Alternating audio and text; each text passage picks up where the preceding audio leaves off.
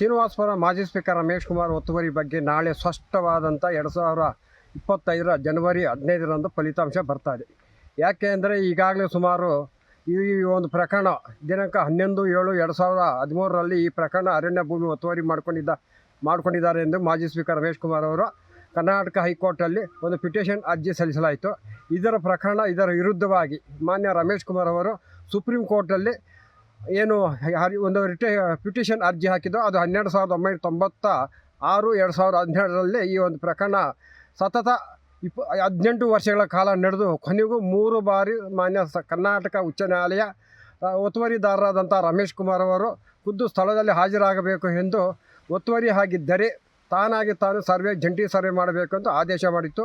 ಈ 3 ಏನು ಉಲ್ಲೇಖ ಜಂಟಿ ಸರ್ವೆಗೆ ಹಾಜರಾಗದೇ ಇರುವಾಗ ಕರ್ನಾಟಕ ಮಾನ್ಯ ಉಚ್ಚ ನ್ಯಾಯಾಲಯ ಸ್ಪಷ್ಟವಾಗಿ ಏನು ಈ ಜನವರಿ 25, 2025ರ ಜನವರಿ 15ನೇ ತಾರೀಕು ಅರಣ್ಯ ಇಲಾಖೆ ಮತ್ತು ಜಂಟಿ ಕಾರ್ಯದರ್ಶಿ ಆದ ADLR ಮತ್ತು ಜಿಲ್ಲಾಡಳಿತಕ್ಕೆ ಸ್ಪಷ್ಟವಾಗಿ ಏನು 15ನೇ ತಾರೀಕು ಬೆಳಗ್ಗೆ 9 ಗಂಟೆಗೆ ರಮೇಶ್ ಕುಮಾರ್ ಖುದ್ದು ಸ್ಥಳದಲ್ಲಿ ಹಾಜರಾದರೂ ಪರವಾಗಿಲ್ಲ, ಹಾಜರಾಗಿದ್ದರೂ ಒಳ್ಳೆಯದು ಅನ್ನುವಂತೆ ಒತ್ತುವರಿ ಆಗಿದ್ದರೆ ಜಂಟಿ ಸರ್ವೆ ಮಾಡಿ ಒತ್ತುವರಿ ತೆರವು ಮಾಡುವಂತೆ ಶ್ರೀನಿವಾಸಪುರ ತಾಲೂಕು ರಾಯಲಪಾಡು ಹೋಬಳಿ ಏನು ಹೊಸಗುಡ್ಡು ಜಂಗಲಪಲ್ಲಿ ಸರ್ವೆ ನಂಬರ್ 1 ಮತ್ತು 2 63 ಎಕರೆ ಒತ್ತುವರಿ ಆಗಿದೆ ಅಂದ್ಬಿಟ್ಟು ಸ್ಪಷ್ಟವಾಗಿ ಮಾನ್ಯ ನ್ಯಾಯಾಲಯಗಳಿಗೂ ಮತ್ತು ಸರ್ಕಾರ ಅರಣ್ಯ ಕಾಯ್ದೆ ಪೀಠ ಕೇಂದ್ರ ಸರ್ಕಾರ ಸ್ಪಷ್ಟ ಆದೇಶ ನೀಡಿದೆ. ಈ ಆದೇಶ ಪ್ರಕಾರವಾಗಿ ನಾಳೆ ರಮೇಶ್ ಕುಮಾರ್ ಅವರ ಫಲಿತಾಂಶವು ನಾಳೆ ನಿರ್ಧಾರವಾಗುತ್ತದೆ. ಇದಕ್ಕೆ ಈಗಾಗಲೇ ಜಿಲ್ಲಾಡಳಿತ ಮತ್ತು ಅರಣ್ಯ ಇಲಾಖೆ ಸಿಬ್ಬಂದಿ ಹೇಳಿಕೊಂಡಲು ಎಲ್ಲ ಸಿದ್ಧತೆ ಮಾಡಿಕೊಂಡು ಬೆಳಗ್ಗೆ 9 ಗಂಟೆಗೆ ಎಲ್ಲ ಸರ್ವೆಗೆ ಸಿದ್ಧರಾಗಿದ್ದಾರೆ. ಇದರ ಮುಂದೆ ಇನ್ನು ಮುಂದೆ ಸುಪ್ರೀಂ ಕೋರ್ಟ್ ಆಗಿರ್ಬೋದು, ಬೇರೆ ನ್ಯಾಯಾಲಯಗಳಲ್ಲಿ ಪಿಟಿಷನ್ ಅರ್ಜಿ ಸಲ್ಲಿಸೋದಕ್ಕೆ ಅವಕಾಶವಿಲ್ಲ ಎಂದು ಮಾನ್ಯ ಕರ್ನಾಟಕ ಉಚ್ಚ ನ್ಯಾಯಾಲಯ ಸ್ಪಷ್ಟವಾದ ಆದೇಶ ಕೊಟ್ಟು ಬೆಳಗ್ಗೆ 9 ಗಂಟೆಗೆ ಜಂಟಿ ಸರ್ವೆಗೆ ಎಲ್ಲರೂ ಏನು ಅಧಿಕಾರಿಗಳು ಹಾಜರಾಗ್ತಾರೆ. ಇದು ಒತ್ತುವರಿ ಆಗಿದೆ ತಕ್ಷಣ ಒತ್ತುವರಿ ತೆರವು ಮಾಡಿ ಇದೇ ಜನವರಿ 30ನೇ ತಾರೀಕು ಸರ್ಕಾರಿ ಮುಖ್ಯ ಕಾರ್ಯದರ್ಶಿಗೂ ಮತ್ತು ಮಾನ್ಯ ಕರ್ನಾಟಕ ಉಚ್ಚ ನ್ಯಾಯಾಲಯಕ್ಕೂ ದಾಖಲೆ ಸಮೇತವಾಗಿ ಹಾಜರುಪಡಿಸಬೇಕಾಗಿ ಹೇಳಿದೆ. ಇದಕ್ಕೆ ಸ್ವಾಗತಕರ. ಮಾನ್ಯ ರಮೇಶ್ ಕುಮಾರ್ ಅವರ ಏನು ಒತ್ತುವರಿ ಜಮೀನಿನ ಬಗ್ಗೆ ಫಲಿತಾಂಶ ನಾಳೆ ನಿಖರವಾಗಿ ಗೊತ್ತಾಗ್ತದೆ ಸರ್. ಕೋಲಾರ ಜಿಲ್ಲೆ ಶ್ರೀನಿವಾಸಪುರ ತಾಲೂಕು ಮಾಜಿ ಸ್ಪೀಕರ್ ಆದಂಥ ರಮೇಶ್ ಕುಮಾರ್ ಅವರು ಏನು ಅರಣ್ಯ ಭೂಮಿ ಒತ್ತುವರಿಯಾಗಿದೆ ಅನ್ನೋ ಬಗ್ಗೆ ಏನು 11/7/2013ರಲ್ಲಿ ಒಂದು ಪ್ರಕರಣವನ್ನು ಸರ್ಕಾರ ಮತ್ತು ನ್ಯಾಯಾಲಯಗಳಲ್ಲಿ ಕೈಗೊಂಡಿತ್ತು.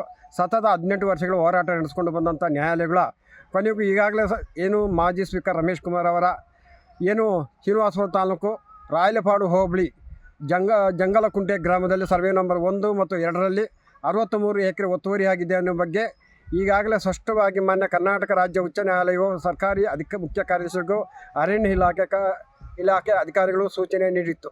ಈಗಾಗಲೇ 2014 ಮತ್ತು ರಲ್ಲಿ ಆಗಿನ ಜಿಲ್ಲಾಧಿಕಾರಿ DK ರವಿ ಅವರಿಗೆ ಆಗಿನ ಹುಬ್ಬಳ್ಳಿ ಧಾರವಾಡ ಸಮಾಜ ಪರಿವರ್ತನಾ ಹಿರೇಮಠವರು ರಮೇಶ್ ಕುಮಾರ್ ಅರಣ್ಯ ಭೂಮಿ ಒತ್ತುವರಿಯಾಗಿದೆ ಅಂದ್ಬಿಟ್ಟು ಒಂದು ದೂರು ನೀಡಿದರು. ಆ ದೂರಿನ ಅನ್ವಯ ಮೇರೆಗೆ 2014ರಲ್ಲಿ ಆಗಿನ ಜಿಲ್ಲಾಧಿಕಾರಿ ಏನು DK ರವಿ ಅವರು ಏನು ಜಂಟಿ ಸರ್ವೆ ಮಾಡಲು ಮುಂದಾದಾಗ ಖುದ್ದು ಸ್ಥಳದಲ್ಲಿ ರಮೇಶ್ ಕುಮಾರ್ ಅವರು ಹಾಜರಾಗಬೇಕು ಅಂತ ಹೇಳಿದರು ನ್ಯಾಯಾಲಯ.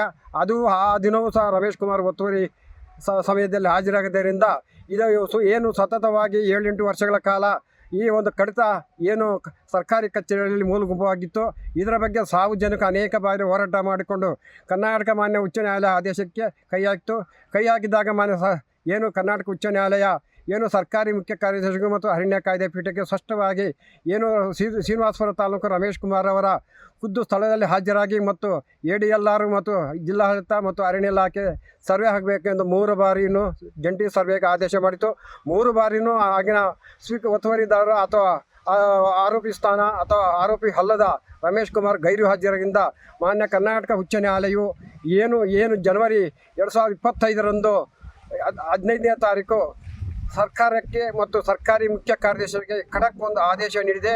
ಏನು 15ನೇ ತಾರೀಕು ಜನವರಿ 9 ಗಂಟೆಗೆ ಜಿಲ್ಲಾಡಳಿತ ಅರಣ್ಯ ಇಲಾಖೆ ADLR ಹಾಗೂ ಸ್ಥಳದಲ್ಲಿ ರಮೇಶ್ ಕುಮಾರ್ ಇದ್ದರೂ ಪರವಾಗಿಲ್ಲ, ಇಲ್ಲದೇ ಇದ್ದರೂ ಪರವಾಗಿಲ್ಲ, ಜಂಟಿ ಸರ್ವೆ ನಡೆಸಿ ಇದೇ ಜನವರಿ 30ನೇ ತಾರೀಕು ಮುಖ್ಯ ಕಾರ್ಯದರ್ಶಿಗೂ ಹಾಗೂ ಮಾನ್ಯ ಕರ್ನಾಟಕ ಉಚ್ಚ ನ್ಯಾಯಾಲಯಕ್ಕೂ ಆದೇಶ ನೀಡಬೇಕು ಎಂದು ಈಗಾಗಲೇ ಸುತ್ತೋಲೆ ಹೊರಡಿಸಿದೆ. ಈ ಒಂದು ಸುತ್ತೋಲೆಗೆ ನಾಳೆ ರಮೇಶ್ ಕುಮಾರ್ ಅವರ ಫಲಿತಾಂಶ ಅರಣ್ಯ ಭೂಮಿ ಒತ್ತುವರಿ ಆಗಿದೆಯೋ ಇಲ್ಲವೋ ಅನ್ನೋದ್ರ ಬಗ್ಗೆ ಉತ್ತಮ ಫಲಿತಾಂಶ ನಾಳೆ ಹೊರಬರಲಿದೆ.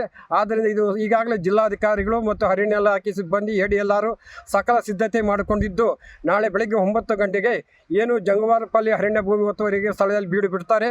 ಇದಕ್ಕೆ ಪೊಲೀಸ್ ಇಲಾಖೆ ಯಾವುದೇ ಅಹಿತಕ ಘಟನೆ ಆಗದಂತೆ ಹಾಗೂ ಎಲ್ಲ ಮಾಧ್ಯಮ ಮಿತ್ರ ಪತ್ರಿಕೆದವರಿಗೂ ಸಹ ಈಗಾಗಲೇ ನಾಳೆ ಬೆಳಗ್ಗೆ 9 ಗಂಟೆಗೆ ಜಿಲ್ಲಾಡಳಿತ ಸ್ಪಷ್ಟ ಆದೇಶ ನೀಡಿದ್ದು, ನಾಳೆ ರಮೇಶ್ ಕುಮಾರ್ ಒತ್ತುವರಿ ಅರಣ್ಯ ಭೂಮಿಯ ಬಗ್ಗೆ ಫಲಿತಾಂಶ ಹೊರಬರುವ ಸಾಧ್ಯತೆ 100ಕ್ಕೆ 100ರಷ್ಟು ಇದೆ. ಮತ್ತು ಸರ್ಕಾರಿ ಮುಖ್ಯ ಕಾರ್ಯದರ್ಶಿಗೂ ಮತ್ತು ಕರ್ನಾಟಕ ಮುಖ್ಯ ನ್ಯಾಯಾಲಯಕ್ಕೂ ಈ ಒಂದು ವರದಿ 30ನೇ ತಾರೀಕು ವರದಿ ನೀಡಲಾಗ್ತದೆ ಸರ್.